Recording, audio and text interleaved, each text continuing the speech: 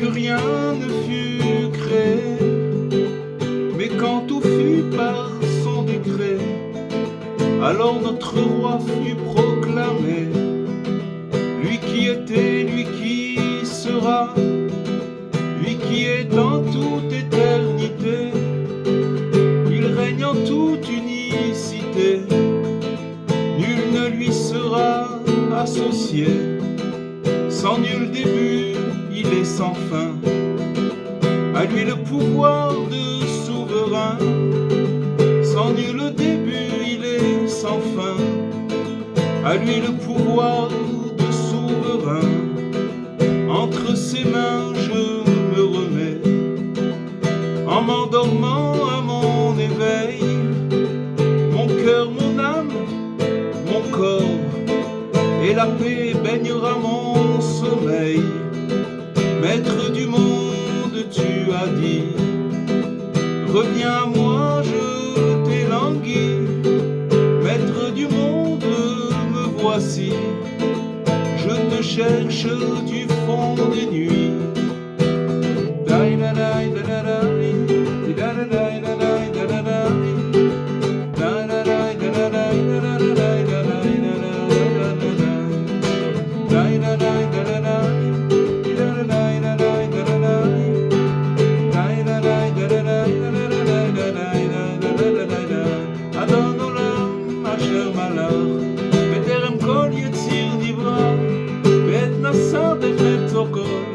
אזי מלך שמו נקרא, ואחרי ככלות הכל, לבדו ימלוך נורא, והוא היה והוא הווה, והוא יהיה בתפארה, והוא אחד והם שני, וימשיך לו להכבירה, בלי ראשית בלי תכלית, ולא העוז והמסחר, והוא אלי וחי גואלי, וצוחב לי לבעת צרה, והוא ניסי ומנוס לי, ונס כוסי ביום אקרא, בידו הפקיד רוחי, ואת אישה והעירה, ועם רוחי נגבייתי, אדוני לי ולא יירא.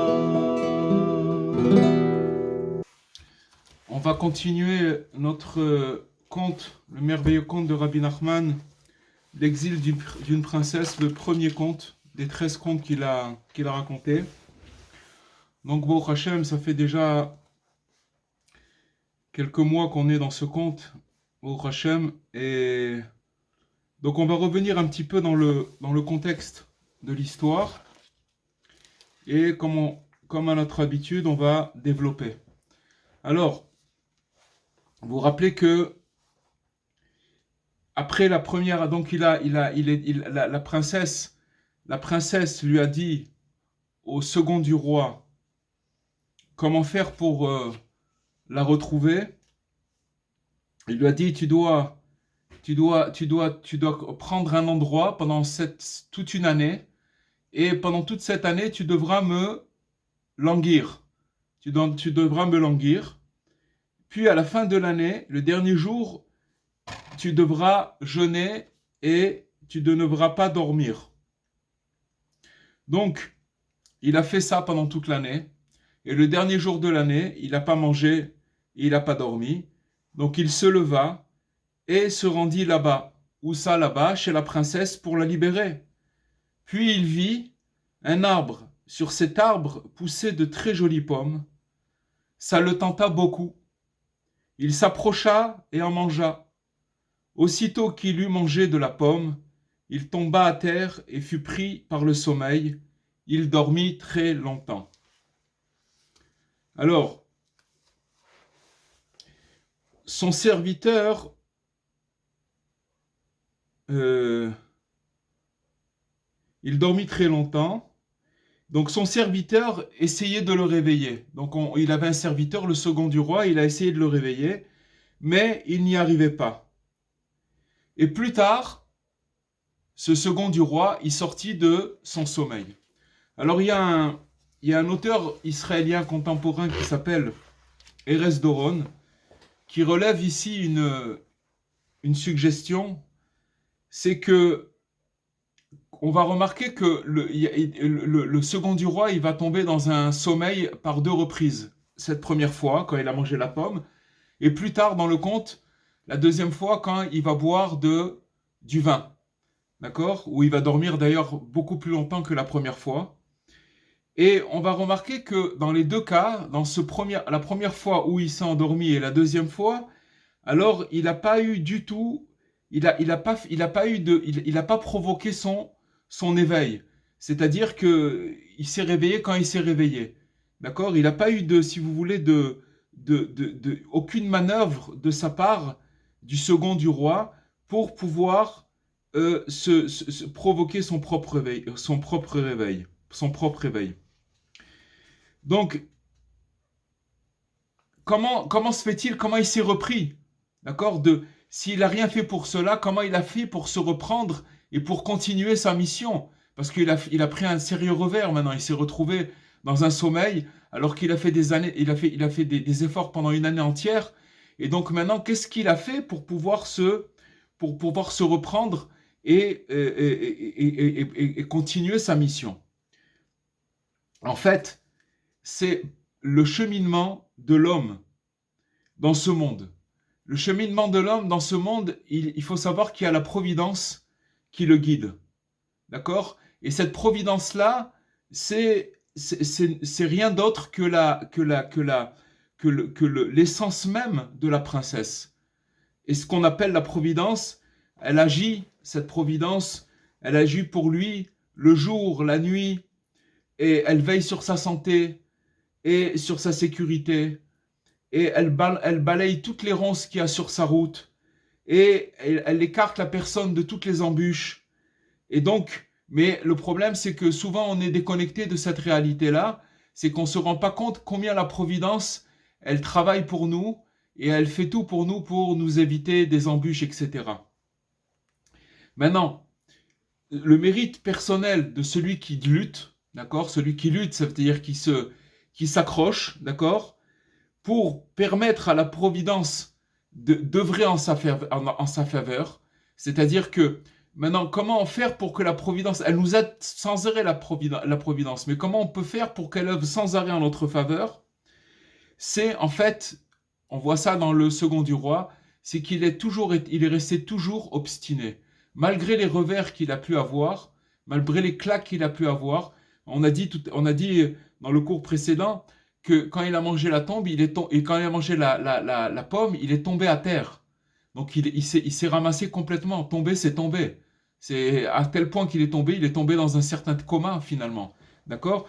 Donc comment il s'est relevé de ce coma et comment il a pu continuer à se diriger vers sa mission, à chercher encore la princesse et encore, c'est finalement son obstination dont il fit preuve jusqu'à la fin. Jusqu'à la fin, il n'a pas lâché le morceau, comme on dit.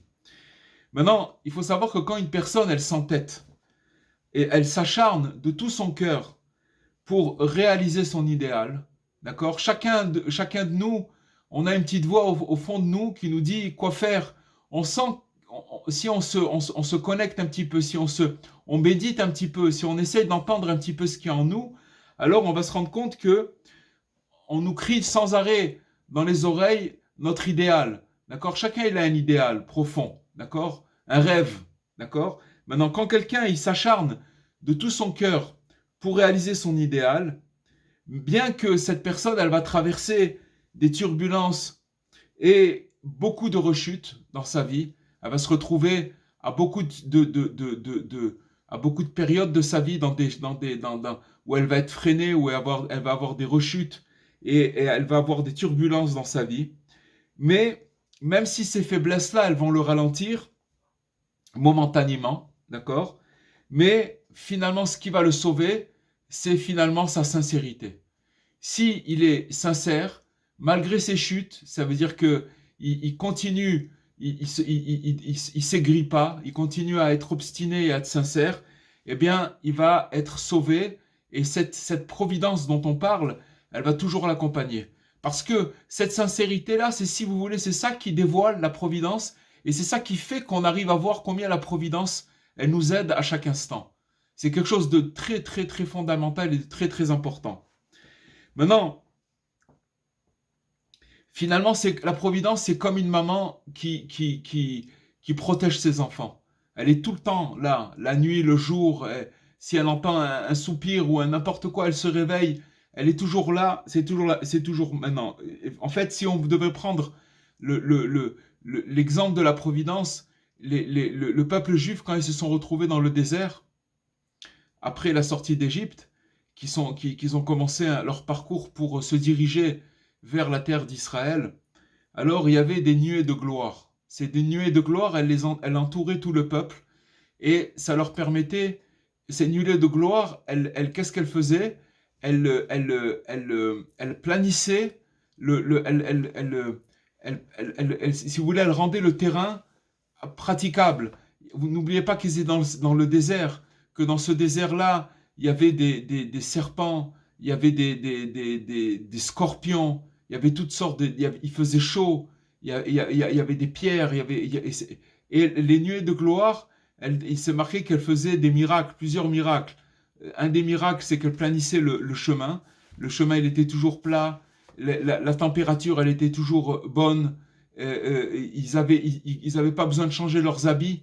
Ils grandissaient avec leurs habits. Ils n'avaient pas besoin de se doucher ou de se nettoyer. Ils avaient toujours une bonne odeur sur eux-mêmes. Tout ça, vous dire, donc ces nuées de gloire, c'était la providence qui les accompagnait sans arrêt. Et finalement, quand si vous voulez, ils arrivaient il y avait quelques-uns qui se retrouvaient à l'arrière, si vous voulez, du peuple, qui faisait partie du peuple, mais qui étaient un petit peu à la traîne, et que quand ils étaient rejetés par les nuées de gloire par rapport à leur comportement, qui c'est qui les attendait? C'était Amalek, le peuple d'Amalek, qui représente le doute chez la personne. Mais maintenant, si vous voulez, lui, le second du roi, il est tombé. Il a été, si vous voulez, un petit peu éjecté des nuées de gloire. Mais grâce à son obstination et à sa sincérité, alors la providence, elle n'a cessé de l'accompagner. Et ça, c'est quelque chose qu'il faut se rappeler pour nous-mêmes. C'est-à-dire qu'il y a des moments où on est sur, si vous voulez, où tout va bien, d'accord? C'est des périodes que ça peut aller bien. Et puis il y a des fois où on peut se retrouver en retour en arrière et être stoppé par des chutes et des rechutes, etc.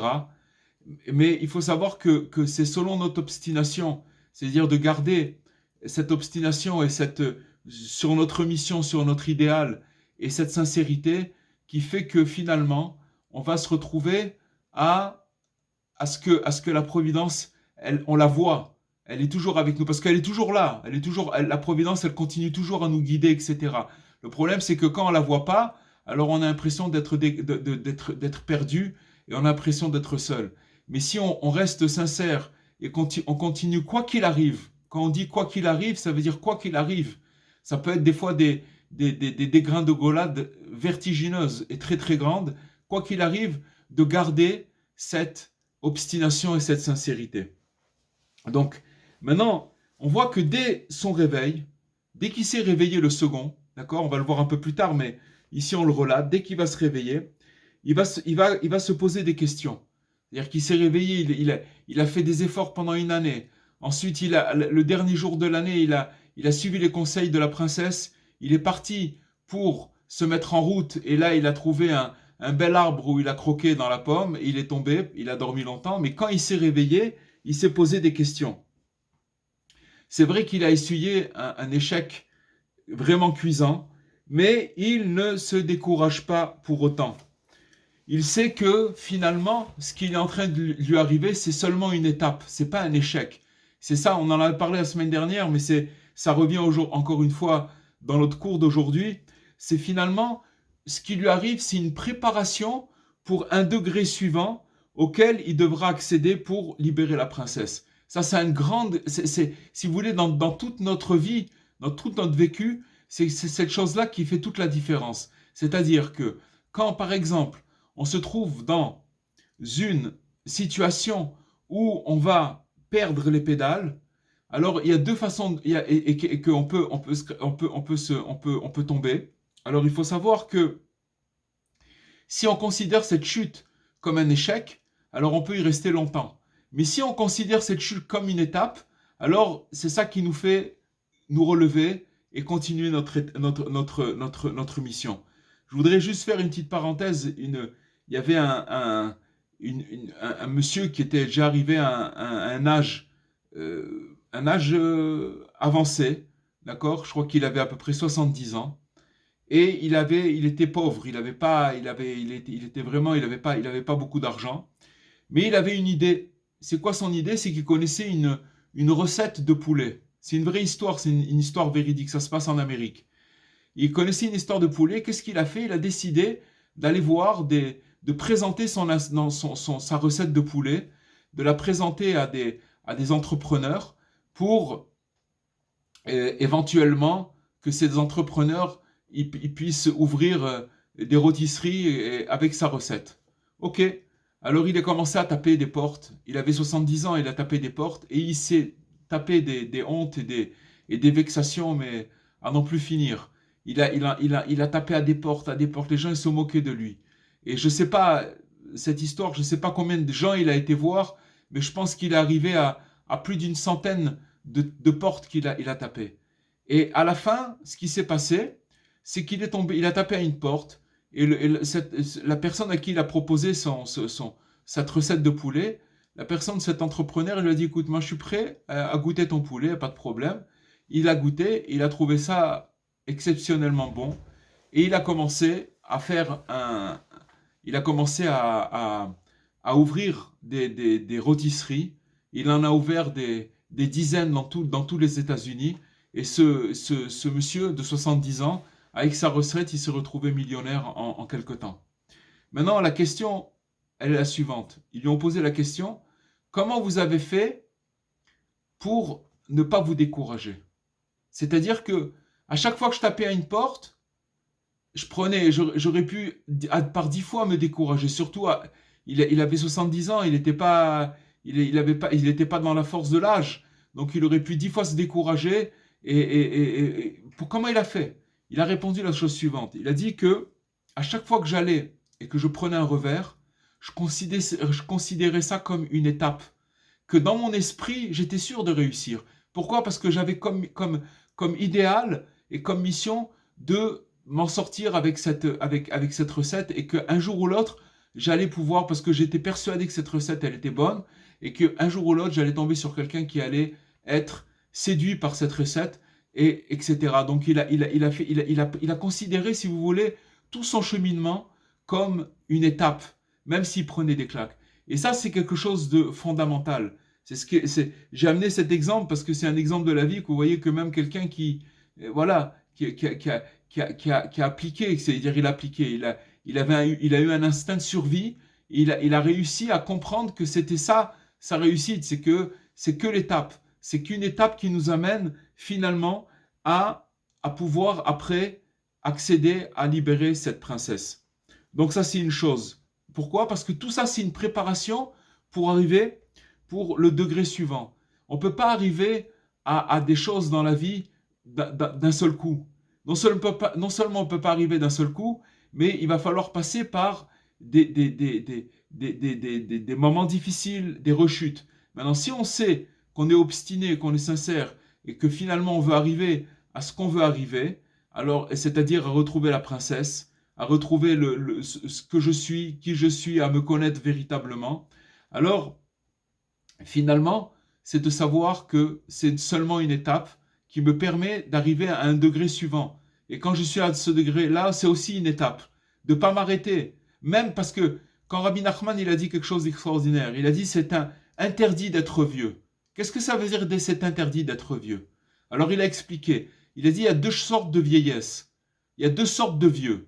Il y a un vieux, c'est-à-dire qu'il s'est tellement habitué à faire, si vous voulez, à ne plus croire qu'il peut s'en sortir de ses mauvaises actions, qu'il est devenu, il est vieux. Ça s'appelle quelqu'un qui est vieux, tout simplement, parce que il n'arrive pas à croire que même si il s'est empêtré dans des mauvaises actions durant des années, il n'arrive pas à voir comment c'est possible de s'en sortir. Ça s'appelle vieux. Ok? Parce qu'il voit pas une autre alternative. Il a parlé d'un autre vieux, Rabbi Nachman, même un tzaddik, il n'a pas le droit d'être vieux. Qu'est-ce que ça veut dire un tzaddik qui est vieux? C'est-à-dire que c'est quelqu'un qui est arrivé déjà à un comportement respectable, d'accord? C'est déjà quelqu'un qu'on peut dire que c'est un tzaddik, mais seulement il va s'installer dans ces pantoufles. Ça veut dire qu'il ne veut pas bouger.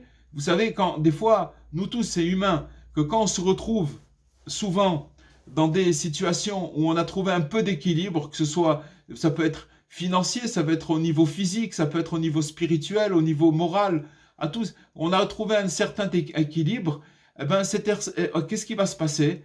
On va vouloir rester et faire de l'équilibrisme dans cette, si vous voulez, dans ce degré-là. Et c'est pas bon, parce que de toutes les façons, on peut pas rester dans le même degré, puisque la providence, elle nous pousse à avancer d'une manière ou d'une autre. Alors c'est pour ça que Rabbi Nachman, il dit que il y a deux sortes de vieux. Un vieux celui qui n'arrive pas à sortir, à se dépêtrer, de croire qu'il ne peut pas se sortir de ses mauvaises manies, de ses mauvais comportements. Et aussi le tzaddik qui est vieux, c'est pas bien non plus, parce qu'il veut s'installer dans un degré qui est confortable. Ça, c'est les deux choses. Voilà. Maintenant, il faut savoir que quand on vient au monde, à notre naissance, quand on était dans la matrice maternelle, dans le ventre de notre maman, alors il y avait une lumière divine qui irradiait, qui éclairait notre âme. L'âme qui était dans l'embryon, ça veut dire dans l'embryon, elle a une âme, et donc il y avait une lumière divine qui éclairait cette âme dans l'embryon, d'accord? Et là-bas, on nous montre, à chacun de nous, nous tous, on nous a montré exactement quelle était notre mission particulière sur la Terre. C'est-à-dire qu'avant qu'on sort à l'ère du temps, comme on dit, à l'ère libre, qu'on sort du ventre de notre maman, il faut savoir que on nous montre exactement le pourquoi de notre réincarnation ou de notre incarnation, c'est-à-dire de notre venue sur Terre. Des fois, donc on nous dit pourquoi on est venu et quelle est notre mission. Et le challenge qu'on va devoir passer pour accomplir cette mission. Parce qu'il ne faut pas oublier que finalement, on a une mission et que si on n'arrive pas à trouver notre mission, on est passé à côté. On est passé à côté parce que non seulement on a passé à côté, mais ça veut dire que la personne, elle ne peut pas trouver de sérénité tant qu'elle n'a pas accompli cette mission. Tous les états d'âme, tous les remises en question qu'on peut avoir dans notre vie, c'est parce que on se pose la question, qu'est-ce que je suis venu faire sur Terre? C'est toujours cette même question, même si elle n'est pas au niveau du conscient, mais au niveau de l'inconscient, c'est quelque chose qui nous triture l'esprit, ou plutôt notre inconscient, et qui est toujours en train de nous poser cette question. Donc si une personne, elle a un challenge dans ce monde-là, et finalement c'est ça qu'elle doit trouver. On lui fait montrer aussi, quand il est dans le ventre de sa maman, on nous fait montrer aussi l'effigie, le portrait, l'image qu'on peut devenir.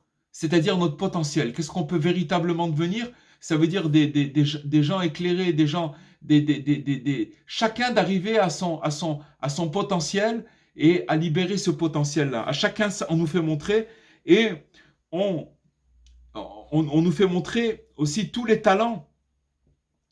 Et on nous donne tous les talents et tous les outils pour pouvoir arriver à cette mission. Voilà ce qui se passe, c'est véritablement comme ça, et ça c'est pour chacun. Maintenant, si quand on sort du ventre de notre maman, on n'est que des novices, d'accord? Et petit à petit, on commence à apprendre le métier. Mais si vous voulez, il y a quelque chose qui nous dicte notre mission, même après qu'on soit né. On nous dit que notre mission, c'est notre conscience profonde. Il y a une conscience profonde qui nous amène vers notre mission. Et finalement, c'est comme un enfantement. Ça veut dire que la vie d'un homme, c'est pour enfanter cette effigie, ce portrait, cette image qu'on nous a fait montrer qui on peut devenir. C'est quelque chose c'est un programme extraordinaire. Malheureusement, comme au moment où on arrive dans le monde, qu'on est, ce qui se passe, c'est qu'on oublie complètement cette mission-là. On l'oublie. D'accord? Mais il faut savoir qu'au fond de nous, il y a quelque chose qui nous dirige vers cette mission-là. Pour ça que, encore une fois, la Hitboudedout, elle est primordiale, elle est très importante, parce que si vous voulez, le fait de s'isoler pour essayer de se mettre en contact avec Dieu, d'accord, de lui parler dans sa langue maternelle, etc., si vous voulez, ça touche cette conscience profonde qui est en nous, et si vous voulez, on l'éveille. Et quand on éveille cette conscience profonde, ce qui va se passer, c'est qu'on va être dirigé petit à petit vers là où on doit aller, véritablement. Pas, alors que si vous voulez, on n'a pas ce temps-là, tous les jours, pour parler avec Dieu, qu'est-ce qui va se passer? Alors, les bruits, le monde, toutes les diversions qui sont autour de nous, non seulement elles nous font oublier, mais elles nous dispersent et elles nous dévient de notre mission. Le monde, il va trop vite et c'est pas possible. C'est pour ça que Rabbi Nachman, il a demandé, il a donné comme conseil que c'est la chose la plus importante parce que c'est la chose qui va amener la personne petit à petit à son rythme, là où il doit arriver, et surtout de ressentir cette conscience profonde qui est en nous. Finalement, c'est un murmure intérieur. Maintenant, ce murmure, comme il s'appelle murmure, ça veut dire que c'est pas une cacophonie, c'est pas avec des enceintes qu'on va l'entendre, c'est un murmure. Donc ce murmure-là, pour pouvoir l'entendre, il faut se brancher, il faut s'isoler. C'est très important. Parce que quand il va s'isoler, il va finalement arriver petit à petit à scruter son modèle. Son modèle, ça veut dire cette effigie, ce portrait, cette mission, pourquoi il est venu sur Terre. Et finalement, qu'est-ce qui va... Et doucement, il va commencer à comment dirais-je, à dessiner sur une toile vierge, petit à petit, son portrait véritable, et toute sa vie, c'est ça qui va le faire avancer. C'est cette chose-là qui va le faire avancer. C'est quelque chose d'extraordinaire, parce que c'est quelque chose, c'est d'arriver finalement à qui on est et à son but. Chacun il a un but particulier et qui est propre qu'à lui-même. Il y a personne, il n'y a pas un autre. Chacun il a son but. C'est vrai la Torah nous donne des règles, etc., qui sont universelles et qui sont pour tout le monde. Mais si vous voulez, quand on est animé d'une mission, alors si vous voulez, ces règles-là nous aident à arriver à notre mission. Mais c'est quelque chose, il faut encore une fois, Rabbi Nachman, il parle de cet isolement-là. Maintenant, quand il va réussir, c'est-à-dire réussir, ça veut dire qu'il va être dans des périodes, des bonnes périodes, alors il va avancer avec des pas de géant. Ça va avancer quand tout va bien, quand il est dans des périodes où ça avance. Mais il va aussi avoir des pannes, il va avoir aussi des échecs qui sont inévitables, il va avoir des fautes, d'accord, des fautes où il va passer par des fautes aussi. Mais finalement, il va comprendre qu'il a fait fausse route et il va reprendre sa route. Et non seulement que, si vous voulez, ces revers qu'il va passer, elles vont lui apprendre une nouvelle leçon. C'est-à-dire qu'il va se régénérer, il va reprendre sa route. Et maintenant, c'est sûr que quand il est en mission, il doit faire attention à deux choses. Parce que quand ça va bien, alors on a tendance des fois, il faut se méfier beaucoup des compliments. Parce que les compliments, comme on dit, ça endort les gens. Et aussi, il doit se méfier d'une autre chose aussi, c'est des critiques. C'est des choses dont il va être obligé de se retrouver en contact. C'est-à-dire que ou on va lui faire des compliments, ou alors on va lui faire des critiques. Mais ces deux choses-là, il faut qu'il fasse très attention à ça. On voit que le second du roi, il a œuvré sans relâche. Et qu'est-ce qu'il dit? Où j'en suis? Où j'en suis? Où j'en suis, finalement, la question, elle est la suivante. Où j'en suis par rapport à ce modèle que Hachem, il m'a donné quand j'étais dans la matrice de maternelle? C'est ça la question. Où j'en suis par rapport à cette chose-là? C'est ça la question qui se pose. Parce qu'en fait, réussir dans la vie, c'est pas ni d'épater la galerie, ni de faire ni des effets spéciaux, ni des artifices. Tout ça, c'est pas ça du tout le but de la vie. Malheureusement, l'imagination et la société autour de nous, elles nous amènent à croire c'est-à-dire dans le monde profane et c'est que justement, on nous donne comme mission justement de briller et de faire des artifices, mais c'est tout le contraire, tout le contraire. C'est finalement, le but de la vie, c'est d'arriver au résultat le plus proche de cette image qui est sublime, qui est notre image, notre effigie, notre potentiel, qu'on nous a montré à notre naissance, et finalement qui est notre raison d'être. C'est ça qui est notre raison d'être, et c'est ça notre princesse. Ce qu'il faut savoir, c'est que quand on parle de tous ces éléments-là, on ressent qu'on peut être loin, mais ça n'existe pas loin ou proche. Finalement, ce qui existe, c'est est-ce que là où je suis maintenant, je me connecte à cette mission-là. Même si je ne sais pas qu'est-ce qu'elle est. Je ne sais pas ce que ça veut dire. Mais c'est ça que je veux. Je veux réussir. Réussir sa vie, c'est d'arriver, et on peut l'exprimer dans la prière, de dire, mon Dieu, au moment où j'étais dans le ventre de ma mère, alors j'avais une lumière qui irradiait ma neshama, mon âme, et qui me donnait toute ma mission, non seulement qui m'a donné ma mission à laquelle je dois arriver, mais qui m'a aussi donné tous les outils pour y arriver. Hachem, il laisse pas quelqu'un partir en mission. Vous savez, c'est comme les jeux vidéo de guerre. Alors on vous propose de choisir un combattant, les armes que vous voulez, l'habit que vous voulez, etc. Et l'aspect, comment on doit être, etc. Hachem, il nous a donné toutes les outils pour y arriver. Maintenant, c'est sûr que quand on arrive dans ce monde-là, on perd complètement le nord et on oublie complètement. Mais la vie, la providence, petit à petit, elle nous amène, c'est pour ça qu'on est là, et que si on en parle ce soir, c'est que nous tous, là où on est, c'est que, et quelque part, si on est connecté ce soir, c'est que nous tous, là où on est, c'est ça qui nous préoccupe dans le bon sens. C'est-à-dire c'est quelque chose qu'on met en avant par rapport à d'autres choses. C'est-à-dire que c'est quelque chose d'important pour nous. Voilà. Finalement, si Adam Arishon, le premier homme, il n'avait pas mangé du fruit défendu, il aurait réparé le monde le jour même, le jour de sa création. Il a été créé le jour de vendredi, le 6e jour. Eh ben, s'il n'avait pas mangé cette pomme avant l'entrée du Shabbat, il aurait tout réparé et il serait rentré corps et âme, ça veut dire physiquement et spirituellement, il serait rentré dans l'éternité. C'est-à-dire que tout était réparé. Maintenant,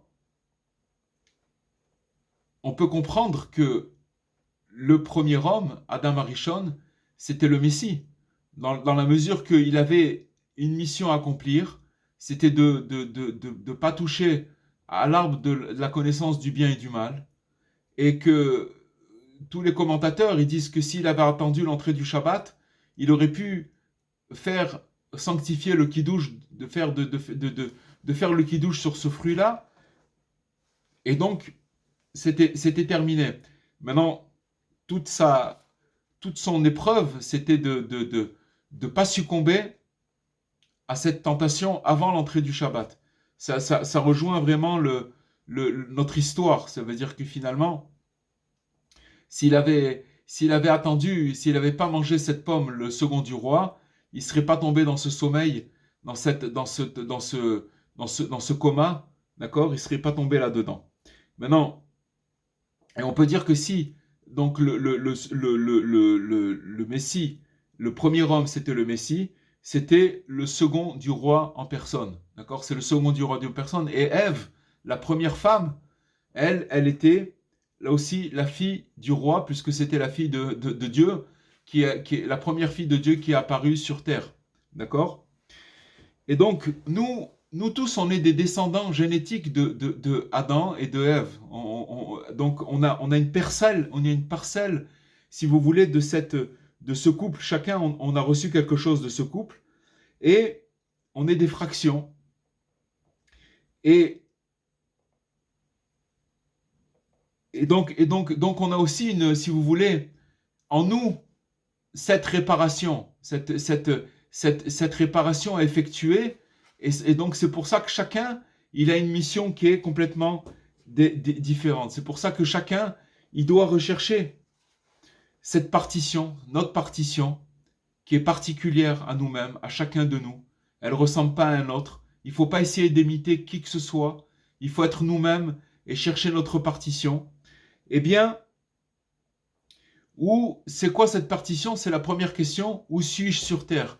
Qu'est-ce que je suis venu faire sur Terre? Cette question, elle semble peut-être inquiétante.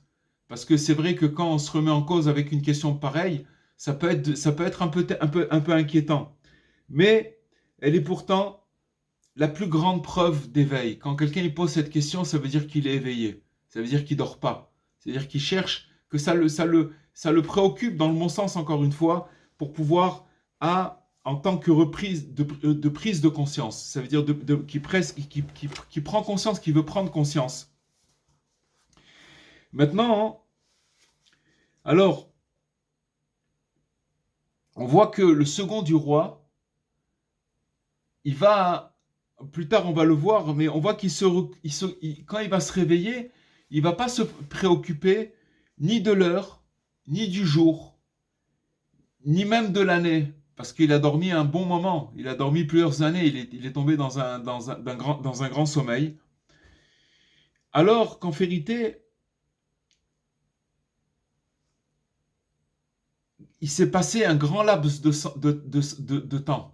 Il s'est passé un très très grand laps de temps au moment où il a dormi. Mais quand il s'est réveillé, il n'a pas posé la question quelle heure il est, quel jour on est, quelle année on est. D'accord? La réponse à cette question, alors pourquoi il a pas posé la question comme ça? Quelqu'un, quand il sait, que Dieu préserve, si quelqu'un il est endormi ou il reste dans un coma, et quand il se réveille, qu'il revient à lui, il veut savoir quel jour on est, qu'est-ce qui s'est passé, combien de temps il a dormi, quel jour on est, quelle année on est, quelle heure il est, il cherche. Donc pourquoi cette question? Alors pourquoi il a pas posé cette question? En fait, la réponse, elle est très simple. Et on va la prendre par un psaume de David Ameller, qu'on avait déjà dit, mais qui revient ici, qui en vérité, qui va se passer quand le Mashiach va venir, à savoir, le psaume il dit comme ça: il m'a dit, tu es mon fils, je t'ai engendré aujourd'hui. C'est maintenant que tu es né. C'est-à-dire, je t'ai engendré aujourd'hui, ça veut dire que maintenant tu es né. En fait, le Mashiach, il faut savoir qu'il a traversé, depuis le début, des millénaires de tribulation. Puisque si Adam Arishon c'était le Mashiach, et que le temps il a passé, et il y a eu plusieurs postulants sérieux, mais ou alors des moments où le Mashiach il devait arriver, et ça a été encore reculé, reculé. Ça veut dire que ce Mashiach là, il a traversé des millénaires de tribulation, de souffrance et de déception. Mais à un moment, le grand Mashiach, le grand Messie, enfin il se révélera, ça c'est sûr. Et c'est pour ça que, qu'est-ce qu'il va entendre le Mashiach à ce moment quand il va se révéler? Je t'ai engendré aujourd'hui. Qu'est-ce que ça veut dire?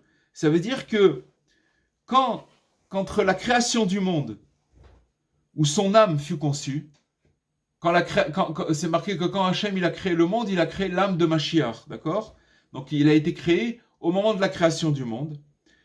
Et le 6e millénaire dans lequel on se trouve maintenant, où Bezrat Hachem il va se révéler très bientôt.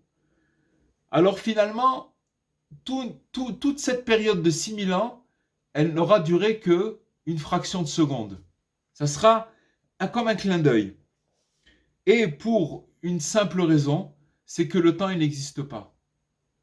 Parce que finalement, ce qu'on voit ici dans le conte, le second du roi, c'est que le second du roi, quand il est tombé dans une léthargie, si vous voulez, il est tombé dans le temps. il est tombé, si vous voulez, sous les astres, en dessous le soleil.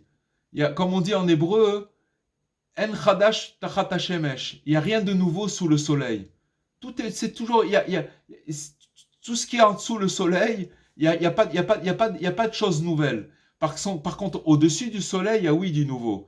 Finalement, si vous voulez, quand le second du roi il est tombé, qu'il a croqué dans la pomme et qu'il est tombé, il s'est endormi. C'est comme Adam Arishon. Dès qu'il a mangé le fruit de la connaissance du bien et du mal, il est tombé dans le temps. D'accord? Quand il est tombé dans le temps, ça veut dire c'est comme si qu'il a rêvé il a dormi pendant 6000 ans. Maintenant, quand Mashiach il va arriver et que Dieu il va lui dire je t'ai engendré aujourd'hui, ça veut dire que Mashiach il va comprendre et il va voir, c'est pas qu'il va comprendre, il va le voir, et nous tous on va le voir, que finalement toute cette histoire c'était un cauchemar, c'était très très rapide, parce que finalement finalement tout va revenir à zéro, ça veut dire que le temps il va se rétrécir et le temps n'existera plus parce qu'il n'existe pas le temps. Finalement, il faut savoir que le temps il existe par rapport à notre conscience. Quand un esprit il est large, par exemple quand quelqu'un il a un esprit large, on va voir que le temps il va passer très très très vite. Les choses elles vont. Quand quelqu'un il a un esprit rétréci, je vous donne un exemple. Comme on dit, j'ai passé un mauvais quart d'heure. Quelqu'un par exemple qui va se retrouver dans une situation où il va avoir peur, où il va rentrer dans une petitesse d'esprit, si vous voulez, la peur et la petitesse d'esprit, elles vont faire que les minutes, elles sont interminables. Quelqu'un qui va passer, je sais pas, qui va avoir une peur quelconque, ces minutes, elles vont être interminables. Et finalement, quand il va regarder sur l'horloge, il est passé 5-10 minutes. Mais c'était 10 minutes, c'était un enfer. Il a l'impression que c'est une vie entière qui est passée. Alors que quelqu'un qui a un esprit large, alors le temps, il va être très, très, très rapide. Ça va vite passer. Il va pas voir le temps passer. Les choses vont se dérouler, truc. C'est exactement la même chose. Quand Mashiach il va venir, il va se passer un phénomène où on va se rendre compte que le temps c'était pas 6000 ans, c'était juste le temps de dormir, c'était le temps qu'il a fallu dormir. Mais c'est comme quelqu'un, on l'a dit plusieurs fois, mais je le répète, quand il rêve, son rêve il va durer quelques minutes ou des fois une fraction de seconde. Mais dans son rêve, il a l'impression qu'il a vécu des choses qui ont duré beaucoup de temps. Et donc ça donne une impression, et même dans les émotions, la personne elle peut se réveiller dans un cauchemar et soudain être transpirée et avant de se remettre de son rêve, ça peut lui prendre du temps. Pourquoi? Parce que son esprit, il était dans le temps, il était dans la rêverie, et donc il a l'impression que ça a duré longtemps, alors que véritablement, scientifiquement, ça a été prouvé que c'est quelques secondes. Alors c'est ça qui va se passer. Et à ce moment-là, quand on dit que rien de nouveau sous le soleil, il faut comprendre ainsi. Tant qu'un esprit subit l'illusion du temps, tant qu'il est sous le soleil, alors rien de transcendant. Il y a rien de nouveau. Toutes les choses, elles se répètent. Et il y a personne qui va ramener quelque chose de nouveau. Rien de bien nouveau ne peut se passer. Maintenant, quand il va se hisser au-delà des contingences, et alors, tout devient possible. Au-delà des contingences, ça veut dire que finalement, il se branche sur ce murmure, sur cette voix dont on a parlé tout à l'heure, c'est-à-dire la voix de sa conscience profonde. Et cette conscience profonde, elle l'amène au-dessus du temps. Elle l'amène au-dessus du soleil. Elle l'amène, si vous voulez, au portrait, à qui il doit devenir, à son potentiel. Et maintenant, là, il est tout possible, il est possible de créer des mondes et créer des choses extraordinaires. Maintenant, finalement, c'est ça la chose. Finalement, que toute personne qui adopterait ce comportement et saurait se renouveler sans tarder, après un faux pas ou à une bourde, quand il lui arrive des embûches sur son chemin, alors il pourrait repartir à zéro en faisant fi du passé. Ça veut dire que le passé, il n'existe pas. Il n'existe pas. Encore une fois, on l'a dit, mais quand Rabbi Nachman, il a dit, si par exemple, il m'arrivait de faire un grand péché, c'est Rabbi Nachman qui l'a dit, alors après le péché, je redeviendrai comme avant le péché. Ça veut dire comme celui qui n'a pas péché avant. Ça veut dire que je vais redevenir, je vais pas faire attention à ce que j'ai fait. Je vais continuer à vivre normalement, je vais continuer comme j'étais avant. Et quand il viendra le moment, je m'occuperai de cette personne. Quand je reprendrai mon esprit, quand je reviendrai, j'aurai un esprit posé, alors je pourrai m'occuper de ça. Mais si vous voulez, quand quelqu'un il se ramasse, comme on dit, alors il doit oublier complètement cette chose-là. Et maintenant, si cette personne elle fera ça, elle fait ça, finalement elle incarnerait la qualité de Mashiach. C'est quoi la qualité de Mashiach? Finalement, Mashiach, c'est lui qui a souffert. Il a souffert à travers le premier homme, et ça fait 6000 ans qu'il souffre et qu'il attend de venir.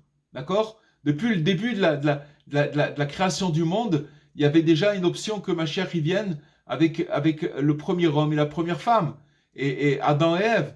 Et ça ne s'est pas passé. Et ça a été reculé, et encore reculé, jusqu'au jour d'aujourd'hui. Mais ce que nous disent les Chachamim, c'est que finalement, après ces 6000 ans-là, c'est le jour où Hachem il va engendrer le Mashiach. Ça veut dire qu'il va renaître, ça veut dire qu'il va lui faire montrer tout ce que ça passé, c'était comme un clin d'œil. Et c'est là-dessus qu'il faut se brancher. C'est-à-dire qu'il faut se brancher sur cette chose-là, qu'une personne, elle doit repartir sans arrêt à zéro. Et finalement, c'est finalement attirer sur soi le souffle du Mashiach. C'est ça, finalement, le souffle du Mashiach, c'est le souffle de Rabbi Nachman. Rabbi Nachman, ce qu'il nous dit, c'est que finalement, son enseignement, il vient pour nous faire montrer, ne t'arrête pas, ne commence pas, quoi qu'il arrive, continue à avancer, et ne lâche pas ta mission. Ne lâche pas. Tu n'es que dans une étape. Tu prépares le degré suivant pour avancer, ne lâche pas. Voilà. En fait, on voit que comment par le biais d'une erreur, d'une négligence, d'une faute, alors on vient d'apprendre une grande leçon de courage. Comment faire pour tourner la page? C'est tout, c'est tourner la page. La vie, c'est que tourner la page. Il faut tourner la page et continuer. Les gens qui restent sur une page, ils peuvent rester des années, des vies entières sur une page, et finalement, ça veut dire qu'ils sont tombés. C'est ça le sommeil. Le sommeil, c'est de rester sur cette page et de pas la tourner, et de rester sur la même partition, la même rengaine, la même chose. Voilà, avec l'aide de Dieu, ce qu'on aura pu dire pour ce soir. Et si vous voulez, on peut passer aux questions.